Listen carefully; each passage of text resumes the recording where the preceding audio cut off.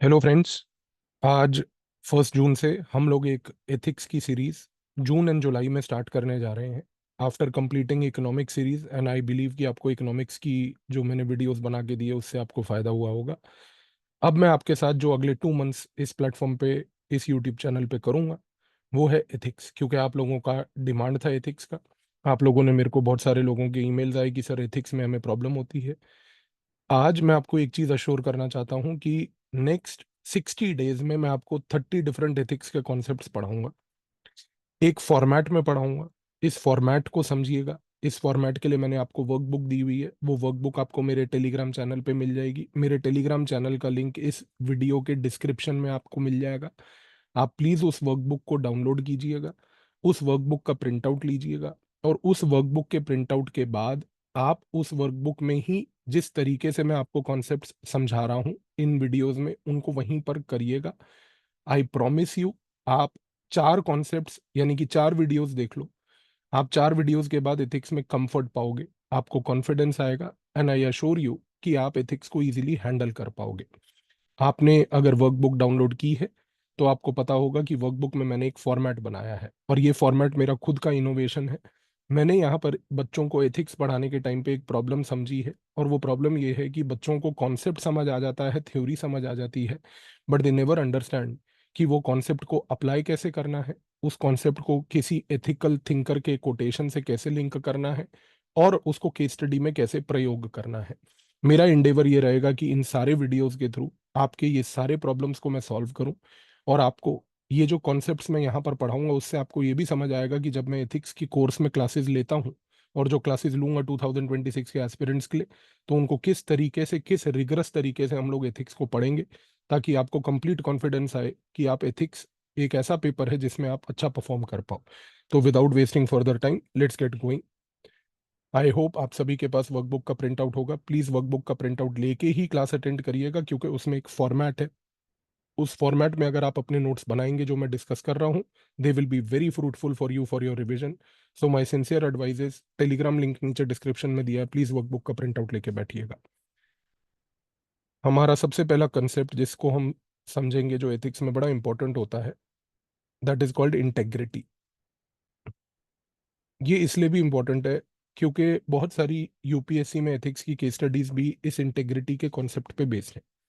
आज हम इसको बहुत अच्छे तरीके से समझते हैं कि ये है क्या आफ्टर ऑल। देखिए, सबसे पहले मैं आपको एक एग्जाम्पल देता हूँ। हम इसी तरीके से एथिक्स पढ़ते हैं और इसी तरीके से हमें पढ़ना भी चाहिए। आप बैंक में काम करते हो, आप बैंक के टेलर हो। टेलर यानी कि जो कैश काउंटर पे बैठता है। आप कैश काउंटर पे बैठ के पूरा दिन कैश की डीलिंग कर रहे थे। अब आपने, जब बैंक क्लोज हुआ तो कैश काउंट किया और उसको सिस्टम से मैच किया, और यहां पर आपने देखा कि भाई लेट्स से कि 10,000 रुपीज आपके पास कैश एक्स्ट्रा पड़ा है। मैं एक हाइपोथेटिकल एग्जांपल ले रहा हूँ। आप बैंक में कैश काउंटर पे बैठते थे, कैश इकट्ठा करते थे लोगों से। सिस्टम क्लोज हुआ, आपने सिस्टम क्लोज करने के बाद टैली किया, तो आपके हाथ में 10,000 रुपये कैश एक्स्ट्रा आया। अब आपको ये पता है कि ये जो 10,000 रुपीज एक्स्ट्रा है, इसका कोई अकाउंट नहीं है। आप चाहो तो जाहिर सी बात है कि you can always take this money. आप इस पैसे को लेके जा सकते हो। क्यों? क्योंकि नो वन इज वॉचिंग। और अगर आपने ये पैसा किसी तरीके से इसको रख भी लिया तो आपके ऊपर कोई इशू भी क्रिएट नहीं होगा। क्यों नहीं होगा? क्योंकि इसका तो कोई अकाउंट ही नहीं है। पर क्वेश्चन ये है, जो एथिक्स में एक डिबेट आता है, शुड यू डू इट? क्या आपको ये करना चाहिए?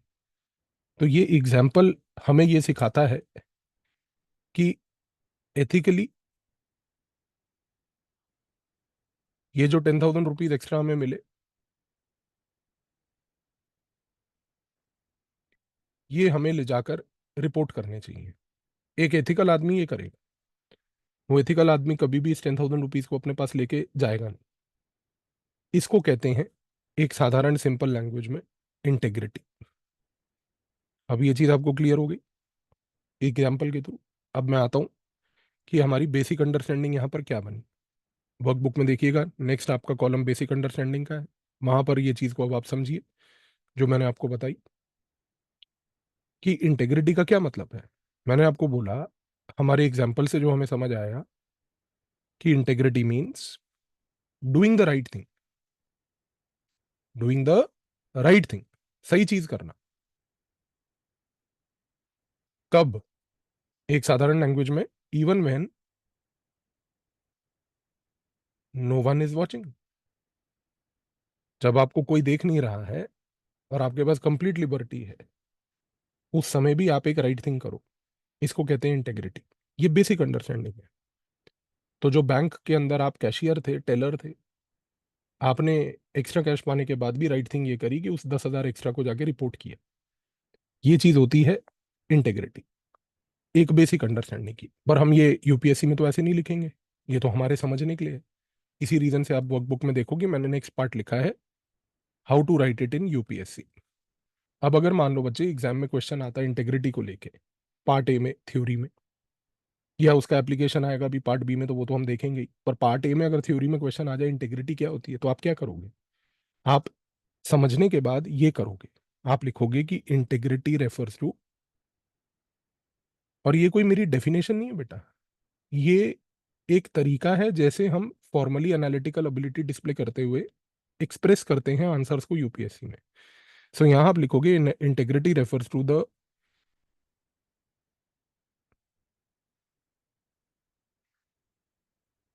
Quality of being honest and upright, maintaining consistency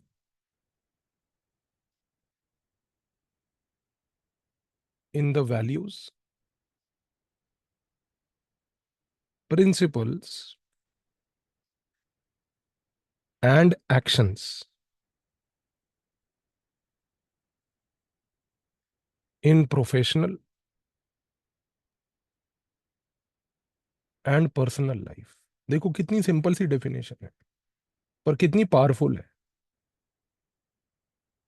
और मीनिंग वही है कि इंटेग्रिटी का मतलब होता है एक ऐसी क्वालिटी कि जहां पर हम ईमानदार हैं, ऑनेस्ट हैं, हमारा बिहेवियर अपराइट है, हम कोई गलत काम नहीं करेंगे, हमारे को कंसिस्टेंसी मेंटेन करनी है, जो हमारी वैल्यूज हैं, जो हमारे प्रिंसिपल्स हैं और हमारे एक्शंस हैं, हर जगह पर, even when no one is watching us at our professional level and when no one is watching us at the personal level. तो यहाँ पर इंटेग्रिटी का मतलब ये होता है बेटा कि इंटेग्रिटी एक पार्ट का, एक तरीके का आपका पर्सनालिटी का ट्रेट है, ये चेंज नहीं हो सकता।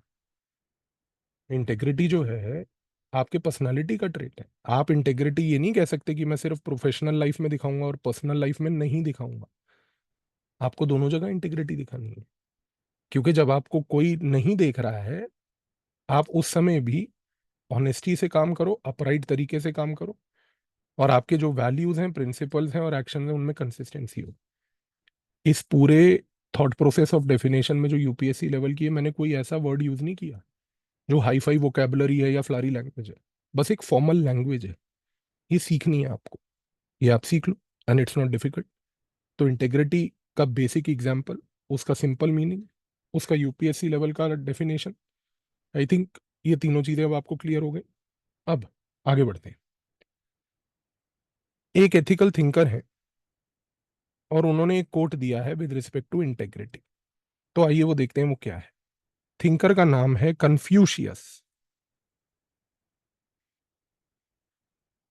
ये चाइनीज थिंकर है कन्फ्यूशियस। इन्होंने एक कोट दिया है, पहले मैं आपको कोट लिख देता हूं। कोट उन्होंने दिया है, the strength of a nation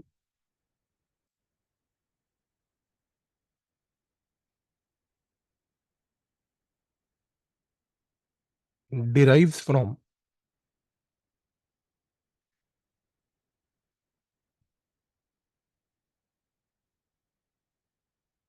the integrity of the home. देखो ये टॉपिक से रिलेटेड कोट है बेटा, और कितना रिलेवेंट कोट है। वो कहते हैं कन्फ्यूशियस की the strength of a nation अब मैं आता हूं आपके वर्कबुक में जो नेक्स्ट पार्ट है, that is deconstruction of the quote. इसको समझते हैं ताकि फिर हम इसको केस स्टडी में भी अप्लाई करेंगे। Strength of a nation derives from the integrity of the home. यानी कि एक नेशन के अंदर अगर आप चाहते हो कि लोग इंटेग्रिटी डिस्प्ले करें पब्लिक लाइफ में, पर्सनल लाइफ में, तो इसके लिए होम इज द प्लेस जहां से इंटेग्रिटी की ट्रेनिंग स्टार्ट होती है। यानी कि देखो कितना इंपॉर्टेंट पॉइंट है यहां पर कहने का। कन्फ्यूशियस का मतलब ये है कि अगर आपके घर में आपको अच्छी वैल्यूज मिलेंगी, अगर आपके घर में आपको अच्छे प्रिंसिपल्स मिलेंगे, अगर आपको अपने घर में ऑनेस्टी की वैल्यू को रिवॉर्ड दिया जाएगा, अगर आपके घर में जब आप रह रहे हो अपने पेरेंट्स के साथ वहां पर आपको मॉरली अपराइट रहने का काम सिखाया जाएगा, तो ये आपकी पर्सनैलिटी का हिस्सा बन जाएगा। और जब आपकी ये वैल्यूज का पर्सनालिटी का हिस्सा बन जाएगा, फिर आप जब ये वैल्यूज को लेके एक नेशन को चलाओगे एज अ सिविल सर्वेंट, तो आप इंटीग्रिटी एक पर्सनालिटी के हिस्से के तहत पब्लिक लाइफ में भी डिस्प्ले करोगे। अब आप देखो हमने ये डिस्कशन अभी तो की थी कि integrity refers to the quality of being honest, upright, maintaining consistency in values, principles and actions in professional and personal life. Confucius वही कह रहे हैं कि ये जो वैल्यूज प्रिंसिपल्स हैं ये घर से आते हैं। घर में अगर आप कोई ऐसी एक्टिविटी करते हो, आपने आपने अपने पेरेंट्स के वॉलेट में से 10 रुपए चोरी कर लिए, ये ऑनेस्टी तो नहीं है। लेकिन अगर आपके पेरेंट्स ने उसको लेके आपको डांटा नहीं और वो बिहेवियर रिवॉर्ड हुआ, तो आप इंटीग्रिटी के प्रिंसिपल पे ट्रेनिंग नहीं ले रहे। तो यहाँ पर what matters is very importantly कि हाउ योर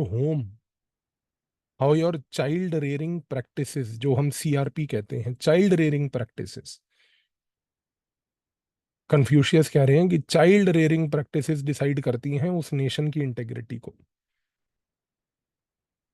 तो ये चीज आपको समझनी है, ये कन्फ्यूशियस ने बोला है। अब हम इसको एक रियल लाइफ एग्जांपल के तहत देखते हैं। आपके वर्कबुक में नेक्स्ट सेगमेंट यही है, इन इंडियन एडमिनिस्ट्रेशन की इंटेग्रिटी कहाँ अप्लाई हुई। हम सभी ने एक व्यक्ति का नाम सुना है और इनको हम अलग अलग जगहों पे यूज भी करेंगे, ई श्रीधरन। इनको मेट्रो मैन के नाम से भी जाना जाता है क्योंकि इन्होंने दिल्ली की मेट्रो बनाई थी। और आज की डेट में जब हम एथिक्स पढ़ते हैं तो हम कहते हैं कि ई श्रीधरन जो है ना, ये एपिटोम है। एपिटोम मीन्स कि ये पिनेकल है इंटेग्रिटी के। अब वो क्यों है? क्योंकि इंटेग्रिटी का क्या मतलब होता है, आपको सिंपल पॉइंट याद रखना है। इंटेग्रिटी का मतलब होता है you are being honest, you are being upright, no compromise. और यही चीज ई श्रीधरन ने डिस्प्ले करी, क्योंकि जब वो दिल्ली की मेट्रो बना रहे थे तो आप सोचो कि उस समय बहुत सारे कॉन्ट्रैक्टर्स होते थे जो उनको रिश्वत देने की कोशिश करते थे, उन्होंने कभी कोई ब्राइब नहीं ली। फिर बहुत सारे पॉलिटिशियंस होते थे जो ई श्रीधरन के ऊपर प्रेशर डालते थे कि भाई आप जो है ना, ये कॉन्ट्रैक्ट मेट्रो बनाने का, कंस्ट्रक्शन करने का, ये XYZ फर्म को दे दो क्योंकि ये मेरे जान पहचान वाले लोग हैं। उन्होंने हमेशा एक ही चीज पे फोकस किया कि भाई मैं मेरिट पे डिसाइड करूंगा।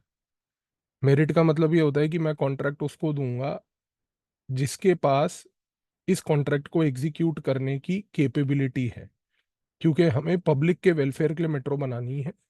तो अगर वो XYZ फर्म जो है उसके पास ये कैपेबिलिटी है तो मेरिट के बेसिस पे मिलेगा, पॉलिटिशियन के फेवर के बेसिस पे नहीं मिलेगा। तो हर केस में उन्होंने ऑनेस्टी को, अपराइटनेस को और कभी भी कॉम्प्रोमाइज नहीं किया। ये एक लाइव एग्जाम्पल है श्रीधरन कि उन्होंने as the head of construction of Delhi metro, पूरे दिल्ली मेट्रो में एक ऐसा कल्चर क्रिएट किया जो कि परकोलेट हुआ पूरे एडमिनिस्ट्रेटिव सिस्टम में। इसी रीजन से आप देखो कि जिस दिन ई श्रीधरन रिजाइन करके, सॉरी, जब उनका टेन्योर खत्म हुआ और वो जा रहे थे, नॉट रिजाइन, बट जब उनका टेन्योर खत्म हुआ और वो जा रहे थे, तो श्रीधरन को ये क्वेश्चन पूछा गया कि सर अब आप चले जाओगे तो क्या मेट्रो जो है इसी प्रकार से दिल्ली की अपराइटनेस से चलेगी? तो जाते जाते उन्होंने स्पीच में ये बात बोली, उन्होंने कहा कि मैंने इस पूरे ऑर्गेनाइजेशन को एक कल्चर दिया है इंटेग्रिटी का। तो हमारे पास जितने ऑफिसर्स दिल्ली मेट्रो में हैं जो आगे दिल्ली मेट्रो को लीड करेंगे, वो सारे इंटेग्रिटी वाले हैं। और आज तक दिल्ली मेट्रो में आप देखो, एक ऐसा दिल्ली मेट्रो एग्जाम्पल है कि पिछले 20 साल से दिल्ली में मेट्रो चल रही है, but we have not got a single case of corruption in Delhi metro. This is called integrity in practice, कि एक आदमी की integrity can percolate down to the entire administrative system and create a value of integrity in the organisation. याद रखना इस example को, answers में लिखने में बहुत अच्छा रहता है ये। एंड आई होप कि इससे सिंपल लैंग्वेज में आपको कोई एक्सप्लेन भी नहीं कर पाएगा। तो ये अगर आपको समझ आया हो, अब हम आते हैं केस स्टडी पे। अच्छा, केस स्टडी में आपको दो तीन चीजें क्लैरिफाई कर देता हूँ। यूपीएससी जब केस स्टडी पूछती है ना, तो वो आपको क्या करती है, जनरली एक सिनेरियो देती है। उस सिनेरियो में फिर वो आपको कहती है कि यहाँ पर एथिकल इश्यूज क्या क्या इन्वॉल्व हैं, वो बताओ हमें। वो आपसे ये पूछती है कि भाई apart from the ethical issues, मुझे ये बताओ कि इस पूरे सिनेरियो में स्टेक होल्डर्स कौन से इन्वॉल्व हैं। इसके बाद वो कहती है कि मुझे आप ये बताओ कि आप क्या एथिकल सॉल्यूशन अपनाओगे। और फिर लास्टली ये बताओ, एक जस्टिफिकेशन ऑफर करते हुए, कि आपने यही स्पेसिफिक एथिकल सॉल्यूशन को क्यों सेलेक्ट किया है। अगर आप ब्रॉडली यूपीएससी की प्रीवियस केस स्टडीज को ऑब्जर्व करोगे जो एग्जाम में आई है ना, this is the 4 point paradigm on which they generally ask. तो इस पूरे नेक्स्ट 2 मंथ्स के पीरियड में जो मैं आपको 30 कॉन्सेप्ट्स पढ़ाऊंगा और हर कॉन्सेप्ट की एक केस स्टडी दूंगा, हम भी यही फॉर्मेट रखेंगे। आपकी वर्कबुक में अगर आप देखो तो यही फॉर्मेट है। ठीक है, आइए इसको अब हम पढ़ते हैं। एक केस सिनेरियो है, बहुत इजी है, घबराओ मत। मैं आपको प्रॉमिस कर रहा हूँ, आपको ढंग से एथिक्स समझ भी आएगा और आप अच्छे से एथिक्स को परफॉर्म कर पाओगे। Let's say that you are posted as a district supply officer. ये एक सिनेरियो है। यू डिस्कवर कि भाई राशन जो है मेंट फॉर बीपीएल फैमिलीज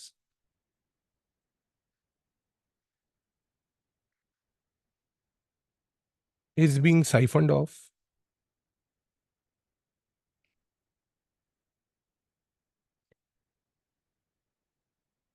और सबसे बड़ी बात यहाँ पर, फिर हम कहते हैं कि it is siphoned off by a nexus of political workers and a senior official आपके डिपार्टमेंट का।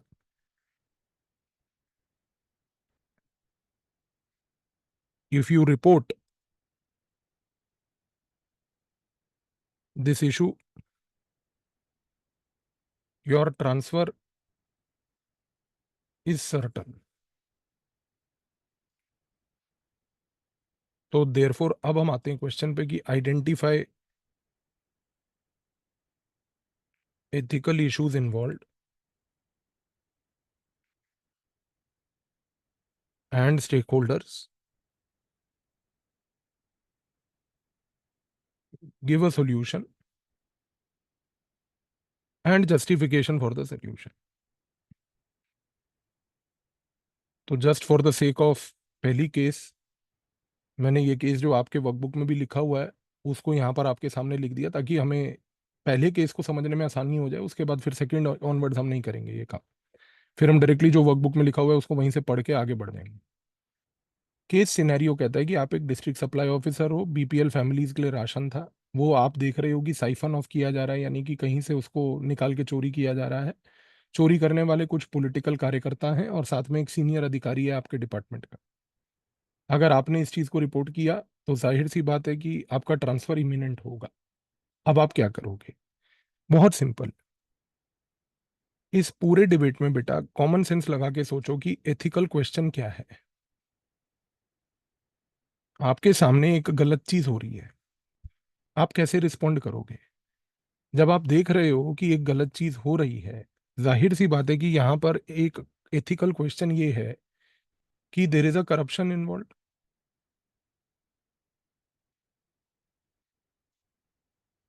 और दूसरा एथिकल इशू ये है कि sir reporting the corruption can cause transfer. ये तो हमें केस स्टडी पढ़ के ही समझ आ गया कि एथिकल क्वेश्चन पूरे केस स्टडी के ये तीन है, कि एक करप्शन इन्वॉल्व है, उसको रिपोर्ट करने से हमारा ट्रांसफर हो सकता है। तो ये आप बहुत इजीली इन्फर कर सकते हो by merely reading the case study. अब आता है कि यहां पर एथिकल इश्यूज क्या क्या इन्वॉल्व है, और ये आइडेंटिफाई करना ना बिल्कुल डिफिकल्ट नहीं होता, ये बहुत इजी होता है। क्यों? क्योंकि जब हमने केस स्टडी को पढ़ा, हमें एक चीज ये समझ आ गई कि यहां पर सबसे पहला एथिकल इशू इन्वॉल्व क्या है, वो है इंटेग्रिटी वर्सेस सेल्फ इंटरेस्ट। अब आप कहोगे कि ये मैंने कैसे निकाला? देखो ये बहुत डिफिकल्ट नहीं है, अगर आप थोड़ा सा कॉमन सेंस लगा के सोचते हो 1 मिनट के लिए तो ये आपको ऑटोमेटिकली समझ आएगा। एथिकल क्वेश्चन देखो, करप्शन इन्वॉल्व है, रिपोर्ट किया तो ट्रांसफर होगा, रिपोर्ट नहीं किया तो ट्रांसफर नहीं होगा, यानी कि इशू है इंटेग्रिटी का। अभी तो हम इंटेग्रिटी पढ़ रहे हैं तो आप समझ रहे हो कि इंटेग्रिटी का है, पर अगर इंटेग्रिटी ना पढ़ रहे होते और मैं सिर्फ ये केस स्टडी भी देता आपको, तो आपको कैसे पता चलता? इस तरीके से, क्योंकि आपको इंटेग्रिटी पढ़ने के बाद अब ये नॉलेज आ गई कि यहां पर इंटेग्रिटी इन्वॉल्व है। इंटेग्रिटी इसलिए इन्वॉल्व है क्योंकि अगर आप करप्शन को अनदेखा कर दोगे, छोड़ दोगे, when something right is not happening, तो वो आपके सेल्फ इंटरेस्ट में है कि आपका ट्रांसफर नहीं होगा। पर इंटेग्रिटी कहती है कि आप सेल्फ इंटरेस्ट को कॉम्प्रोमाइज करके पब्लिक इंटरेस्ट पे फोकस करो। तो यहां पर दूसरा एथिकल इशू क्या है? Public interest versus, very importantly, self interest. तो ये भी कॉमन केस स्टडी पढ़ के हमें समझ आया। और यहां पर एक चीज को और आपको समझ आएगा कि अगर यहां पर ये केस स्टडी में बात बोली गई है कि राशन बीपीएल लोगों का साइफन हो रहा है, यानी कि एक स्पेसिफिक वर्ग है जिसके लिए आपके ऊपर एक ड्यूटी है कि you have to help them out, लेकिन यहां पर उन लोगों की हेल्प नहीं हो पा रही क्योंकि उनको राशन नहीं मिल रहा because of it being siphoned off. तो यहां पर एक एथिकल इशू सबसे इंपॉर्टेंटली क्या है? ड्यूटी टू द पीपल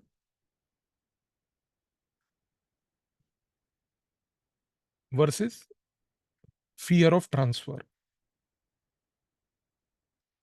देखो, कोई स्टैंडर्ड फॉर्मूला नहीं होता एथिकल इशू आइडेंटिफाई करने का, कोई टेम्पलेट नहीं होता।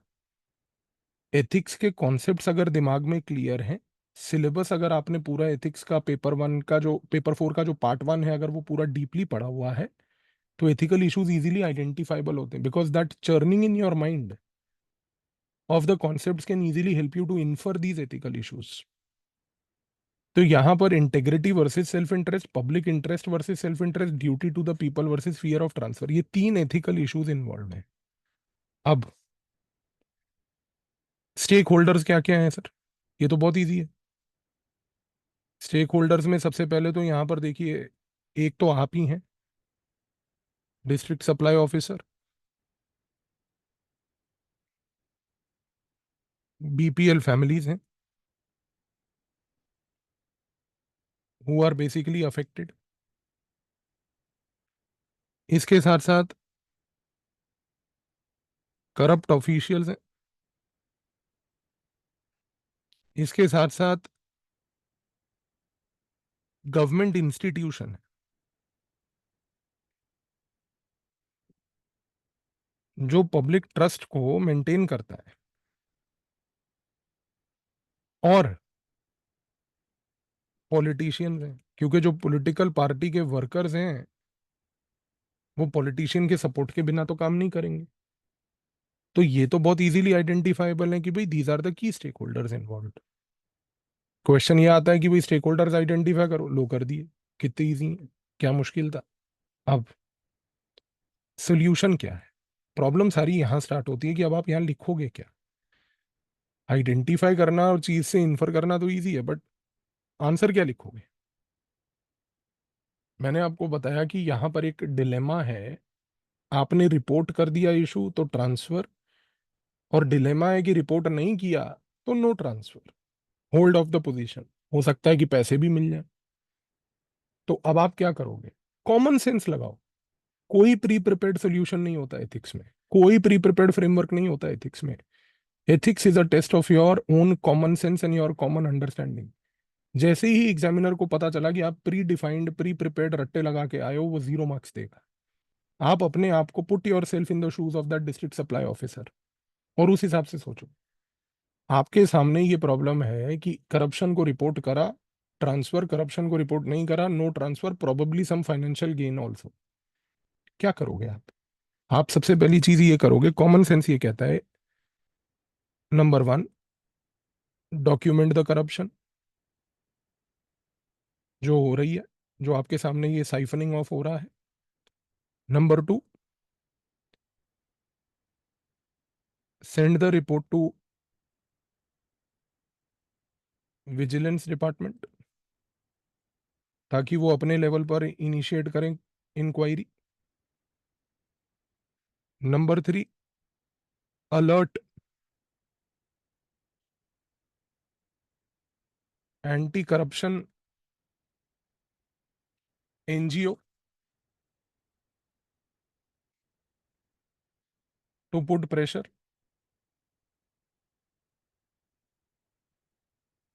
Through media.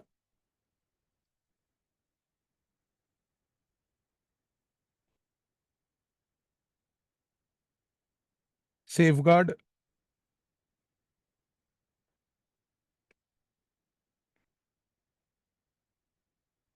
Institutional integrity.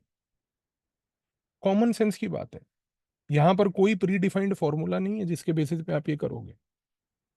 पर कॉमन सेंस ये कहती है कि अगर आपके सामने करप्शन हो रही है तो आप उसको डॉक्यूमेंट करो, रिपोर्ट बनाओ, रिपोर्ट बना के स्टेट के विजिलेंस डिपार्टमेंट को दो, क्योंकि विजिलेंस डिपार्टमेंट उस पर जो है इंक्वायरी कर सकता है।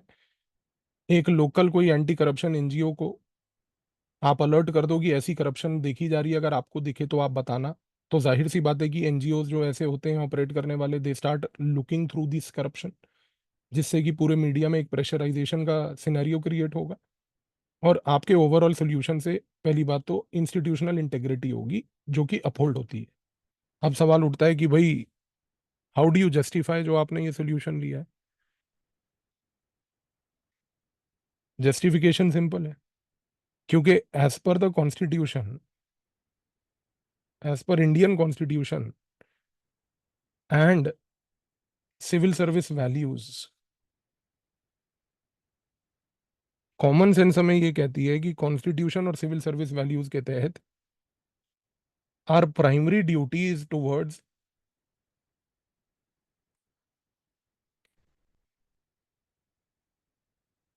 Welfare of people.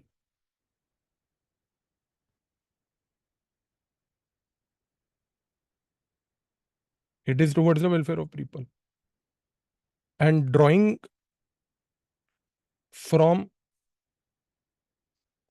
Confucius and E Sreedharan,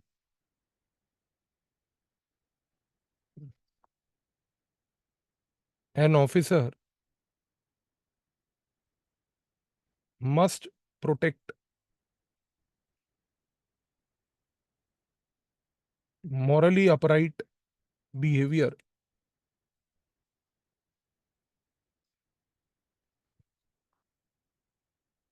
and display the same in actions. हमने ये चीज सीखी भी थी। अब आप देखो कैसे एक केस स्टडी में एक थिंकर, एक लाइव एडमिनिस्ट्रेटर, दोनों के दोनों को फ्यूज करके हमने इस तरीके से अपने आंसर का जस्टिफिकेशन ऑफर कर।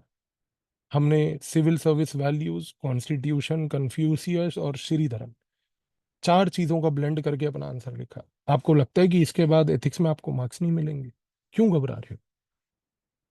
अब आपको लेकिन ये फॉर्मेट समझ आ गया कि एथिक्स पढ़ना कैसे है। इसी फॉर्मेट पे मैं क्लास में अपने एथिक्स का कोर्स कराता हूँ। मेरे एथिक्स का कोर्स जो अभी जुलाई में स्टार्ट होगा वो 7 मंथ्स चलेगा। अब आप सोचो कि 7 मंथ्स हम लोग इस तरीके से सिलेबस को पढ़ेंगे, इस तरीके से सिलेबस के हर एक टॉपिक को पढ़ के हर एक टॉपिक की केस स्टडी करेंगे, तो कोई तरीका ही नहीं है कि आपके एथिक्स में 130 नंबर से कम आए। आई होप ये वीडियो आपको हेल्पफुल लगा होगा।